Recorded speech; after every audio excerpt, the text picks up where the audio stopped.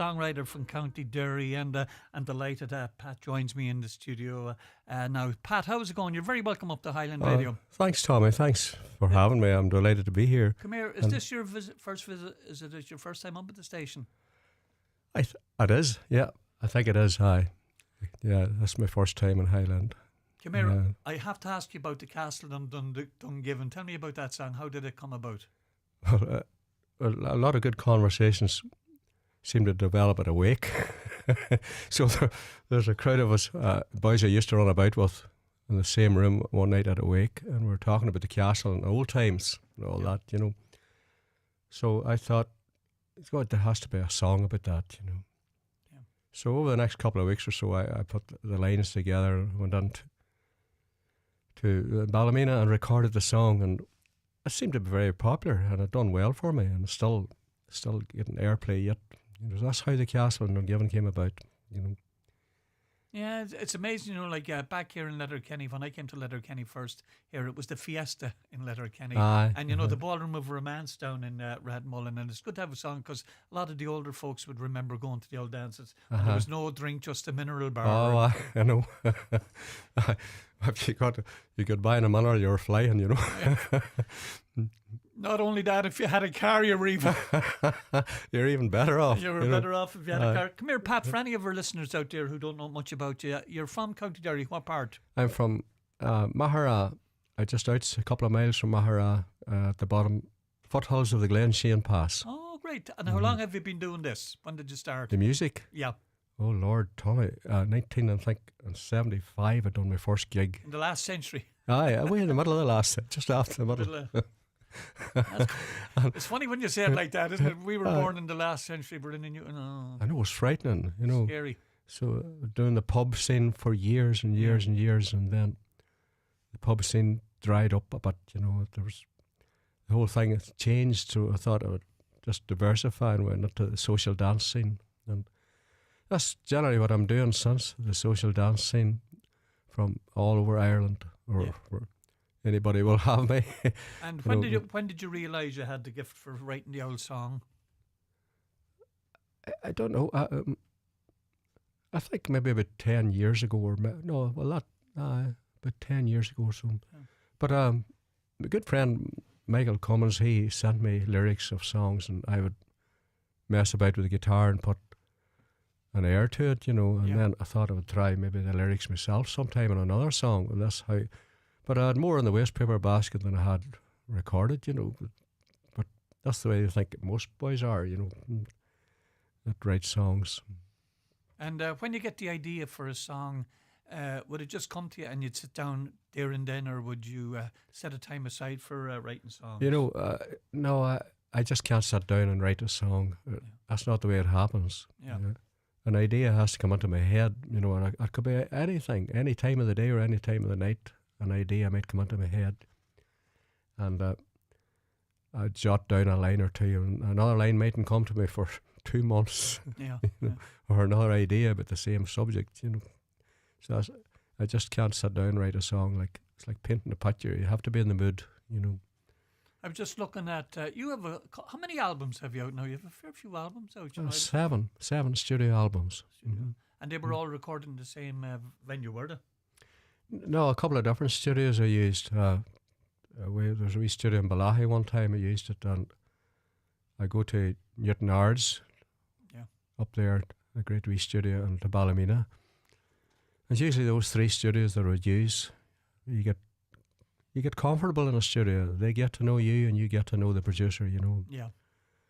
And he gets to know your strong points and your weak points and all that. So that's how I do it. And we were just saying there, you know, about the albums out. You have 2 CDs in front of you, shows them, because we were just talking about the way things are going at the moment. CDs now are nearly becoming history. It seems to be all nearly MP3s, but I always loved the CDs, you know. Isn't it a pity? What ones have you there? Hold it up there to the camera. We get a look. Well, that's my latest one there, Hills of Home. It's out now about, less than 2 years. Yeah. And that one there is before that, more originals and favourites. And there are 14 and 14, 27 songs between the two of them. And how many of the songs on each album would be possibly original? Oh, now there's one. I need to count them. 2, 3. I don't know How about long have you got? How long have you got, Tommy? Oh, I'm here until midnight.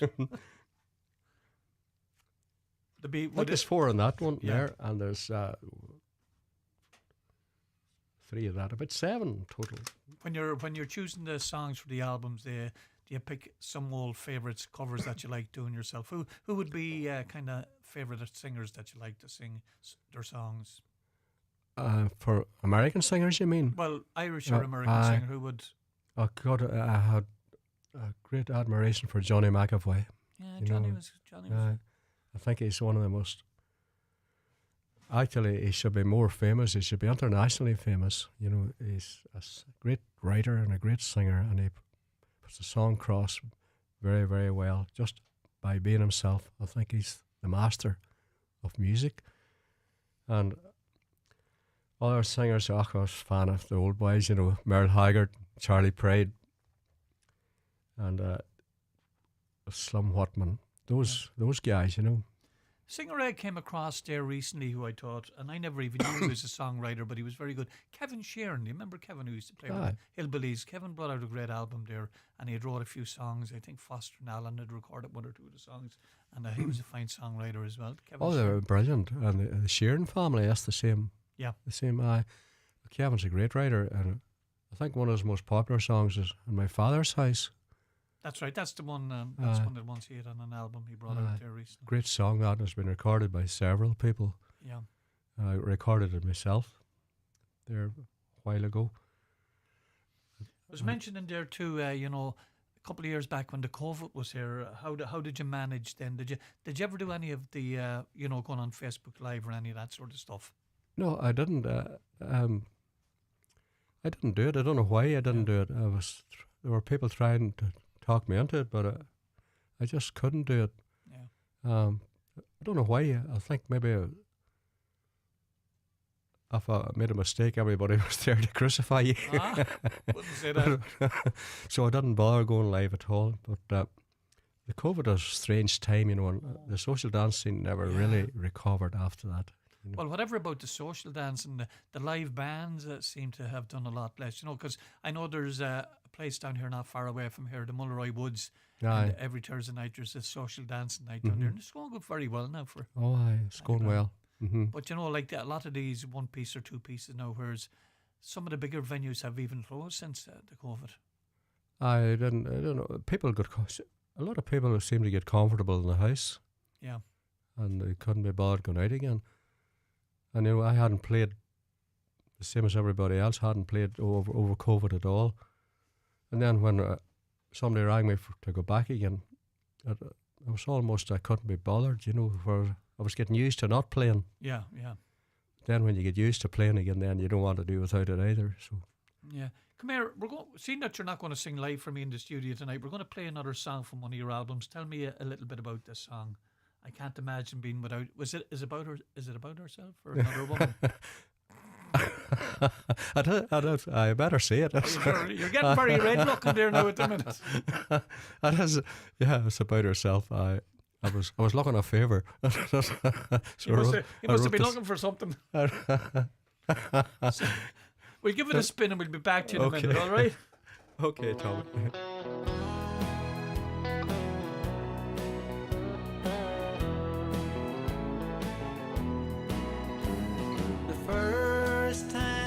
Saw you just outshone them all.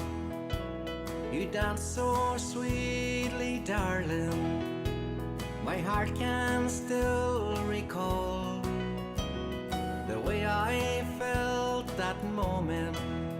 My life changed forevermore when we slowly danced together across the ballroom floor.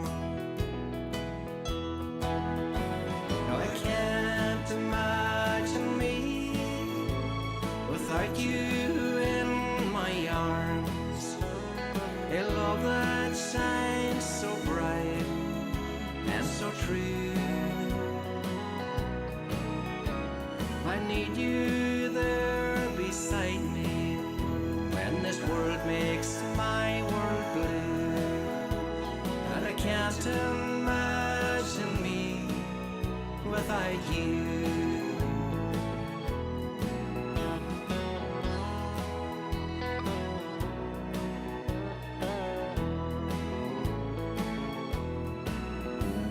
Those days I still remember, that warm, sweet embrace, your long blonde hair and blue eyes. No one could take your place. Through the years we've been together, many happy and some sad. I thank you, pretty lady, for the good times that we've had. No, I can't imagine me without you in my arms. A love that shines so bright and so true. I need you there beside me, and this world makes my world blue. And I can't imagine me without you. And I can't imagine me without you.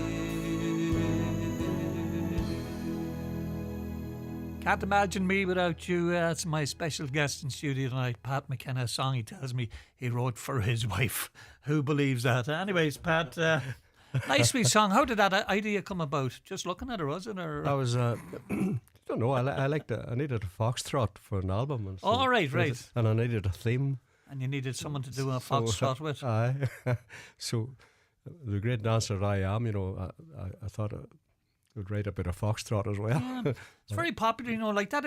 That's a great old song now for the social dancing. It is. Know, like, every time I'm out, I always sing it, and it's a good foxtrot. You know, people seem to. Nobody complained about it anyway. You know, they still dance well to it. yeah. Come on, I have to ask you now. Where do you gig? Do you do get any gigs around Donegal, or is it all up around your own part of the world? Where do you gig? I gig in Donegal a bit there for Neil Gallagher. I think a couple of times a year in Lifford. In Lifford, oh, That's very technically in Donegal. good. And It is. It's in and Donegal. the station house. I'm in the Oh, do station. you be in the station house in Letterkenny? I'm in the station house in a couple of weeks' time. Oh, and you'll have to let me know. I must take a wee scoot down to see you. on a Sunday night, and I play in McWilliam Park in Mayo. I was down in Galway on Sunday night, and the Ardalon, I think they call the hotel. Yeah.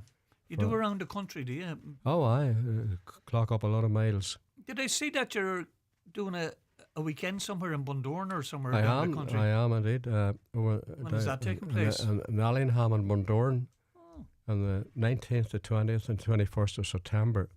3-night gig. Well, you'll so have guests three, as well, I suppose. Yeah.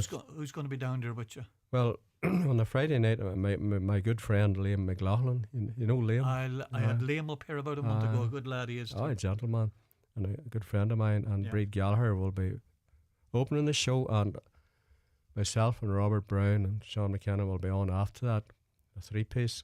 Yeah. Then Saturday afternoon, Carmel McLaughlin will do a spot for me, and then ourselves after that. And then Sunday night, John Hogan will be doing an hour and a half or so, and then myself and Robert will be on after that, and Sean McKenna. So that's the 3 nights. 3 nights dinner, B&B, all for $285. Where would you get it? Where would you get it? Exactly. Come here. These weekends are very popular. You know, a lot of the country artists are doing between the weekends and the hotels around the country and these trips off to Spain. Have you ever been on any of these excursions to Spain or Portugal or anywhere? I have been with the Jerry Flynn events. I've been going out there for maybe 10, 12 years to Portugal and Spain. I should have stuck at the singing myself when I was at. You could still. I don't seem to use DJs out of these gigs at all. It's all live music now because we have a great trip going out ourselves in September. Highland Radio, our very own David James, and they went out last year for the first time for a full week, and they had a great time of it all together. And it's nearly booked up, I believe, already. Aye. In September. Aye, Or is it October? I think it's September. They work at Popular, you know, at the minute. This one, I saw one today for Nashville somewhere. But Oh, that'd be nice. aye, that'd be nice. But I was looking at a few of them trips to Nashville now. They're an awful price now. I Deadly. know you can fly direct from Dublin to Nashville, but I remember the first time I went out to Nashville was around 1994, and I know the money has changed and it's big money now, but it's costly. You know, you need to be in it. And different artists seem. Jimmy Buckley has a trip out. John McNichol runs a trip out. A few different people run them out. They're very popular, you know. It was pity they got so expensive, you know, because a lot of people will never be able to afford to go there because of the expense of it. Have you ever been to Nashville yourself? Never. No. You'd love it. Would You I? should take her now on your next wedding anniversary, or she should take you maybe on her Tell her to take me. No, but I don't. Since the music scene changed a bit, I've lost the desire. But maybe the traditional music is still there. You know, traditional country. If you know where to look, where to look, you'll get it. You know, I know the music has changed big time. As we were talking off here, like it's got very poppy country now. You know, I wouldn't touch it, a lot of that stuff now. But there are places, and there's still some young independent artists out there. Have you a favourite on the Irish country scene at the moment? Is there anybody you like at the moment of all the new ones out there? Of all the new ones? Yeah, there's a lot of new artists appearing in the last 10 or 15 years. I think Jerry Guthrie is a lovely country singer. Jerry is good. I'd have to agree with you there. Great country voice. And you know, since Nathan came on, like Daniel would have been the next big thing in Ireland after Big Tom, and since Daniel is still as big as ever, but Nathan Carter came along then. I'm not sure how many years ago it was Nathan, and you had Nathan and Derek Ryan and a new breed of kind of country artists coming to be doing well for themselves. Yeah, years ago, if an artist came on the radio, you knew exactly who it was. You know, yeah, like you could identify Brian Call right away. Oh, definitely, I'd agree with you. Gene Stewart, Big Tom, Larry Cunningham, Philomena, any of them, you knew right away who they were. All the distinctive voices. And I've got a problem with them on identifying who's who. You know? I find that too with the American artists, the new American artists as well. You know, you can't figure out who's who at all. Yeah, that's the way it is. Maybe my hearing isn't as good as it should be. What? That's good crack. So, where are you gigging this weekend? I'm going to Ballybunion on Friday night for a concert. Down to another radio station's been on a concert, so I'm going down there. They go down there about a couple of times a year. That's very enjoyable when you get there, but getting there is the problem. Yeah. You know, it's not across the fields, like, you know. And the marquees, have you done any of the marquees over the years? No. I didn't even play support to any bands, you know. I was just playing the pubs and getting inhaling smoke and getting beer thrown around me. you know, but thank God that thing has changed for the better, you know. Yeah. Come here, you'll have to let me know the next time you're down in the station, and I'll get a wee pop in before me show on the Sunday night. Yes, tell us a little bit about the last song we're going to play here before I let you go home. What one would that be now, Tommy? 1,000 Feet. Oh, aye. That there is an Australian folk song, Aborigine. How'd you come across it? I heard it. I heard Michael Cummins playing it, and it's on YouTube. A guy called John Williamson. I just love the song right away. You know the way a song can get you first time. Yeah.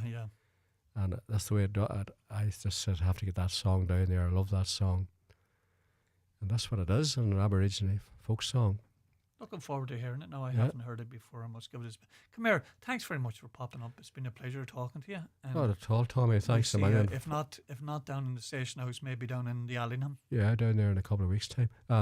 Thanks for having me, and thanks to all your listeners for listening to me and for requesting my songs over the years. And it's just a few people I'd like to say hello to. You say hello to Yeah, I'd like to say hello there. My good friend Liam McLaughlin. I'd like to say hello to Anne Welsh down there in Clonroach in County Wexford, and to Anne Hussey Cheam in County Galway. They're all great friends of mine and great supporters of my music. So please God, we'll meet up again sometime shortly.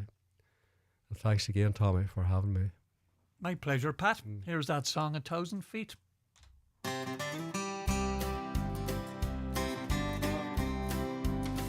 It's not a hard place. It's a soft and gentle land. Gonna lay my head on the soft and gentle sand. Your old man time whisper in my ear, 1,000 feet I've been through here. Hear the desert wind play a lonely tune through the desert, oh, on a rusty